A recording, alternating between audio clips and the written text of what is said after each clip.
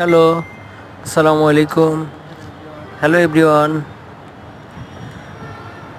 একটি ভালো সঙ্গ, একটি ভালো উপদেশ, ভালো কোনো বিষয়ে মানুষের জীবনের সাথে যখন জড়িত থাকে, জড়িয়ে যায়, তখন এটার ফল ভালো পাওয়া যায়। এবং একটি ভালো সঙ্গ একটি জীবনকে অনিবার্য ধ্বংসের হাত থেকে কিন্তু বাঁচাতে পারে, সহযোগিতা করতে পারে। তাই পেছনে বদনাম করে সামনে এসে আন্তরিকতা দেখানো মানুষগুলো, এগুলো সবসময় ভয়ঙ্কর হয়। তাদের থেকে দূরে থাকাই উত্তম। এরা প্রকাশ্য শত্রুর চেয়েও কিন্তু অনেক ভয়ঙ্কর। মানুষ মনে করে ক্ষমতা, টাকা, ধন, সম্পদ এগুলো স্থায়ী, বাট আমাদের মনে রাখতে হবে যে টাকা, ক্ষমতা, পদবি কোনোটাই কিন্তু চিরস্থায়ী নয়। বিনয়ী, সম্মান, ব্যবহার এবং ভালোবাসা আজীবনই থাকে, এটা চিরস্থায়ী হয়।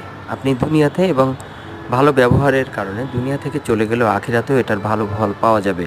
কারণ ব্যবহারই বংশের পরিচয়, এটা কিন্তু মনীষীরাই বলে, এটা উপদেশেই আছে।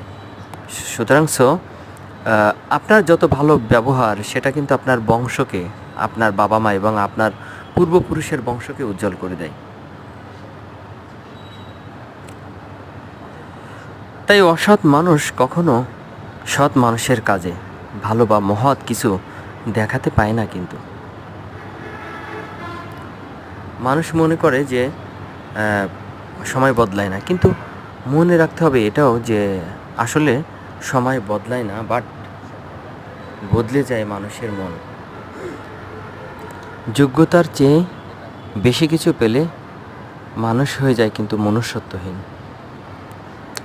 প্রত্যেকটা টার্গেটের একটা সময় থাকে, প্রত্যেকটা শখ এবং ইচ্ছার, আকাঙ্ক্ষার যে একটা নির্দিষ্ট টাইম টেবিল মানুষ ফ্রেম তৈরি করে, এভাবেই কিন্তু মানুষ এগিয়ে যায় এবং নিজের স্বপ্নকে বাস্তবায়নের জন্য মানুষ যে অধীর আগ্রহে এবং নিরলসভাবে কাজ করে যায়, প্রচেষ্টা চালায়।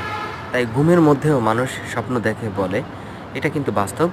এই স্বপ্ন শুধু ঘুম থেকে মানুষের ইচ্ছা পূরণের জন্য মানুষকে ঘুম কখনো ঘুমাতে পারে না। মানে আপনি ঘুমাইলে শারীরিকভাবে ঘুম যাবেন, বাট আপনাকে যে ঘুমের মধ্যেও স্বপ্ন দেখায়, জাগ্রত করে রাখে, স্বপ্নে বিভোর থাকেন আপনার কাজকে নিয়ে, আপনার সফলতাকে সামনে নিয়ে, সেটাই কিন্তু হচ্ছে আপনাকে ধাওয়া করে, আপনাকে তাড়া করে বেড়ায় এবং এই লক্ষ্যেই কিন্তু বিভোর থাকেন। লক্ষ্য সামনে রেখেই মানুষ প্রচেষ্টাকে কঠিনভাবে আঁকড়ে ধরে এবং সামনের দিকে এগিয়ে যায়।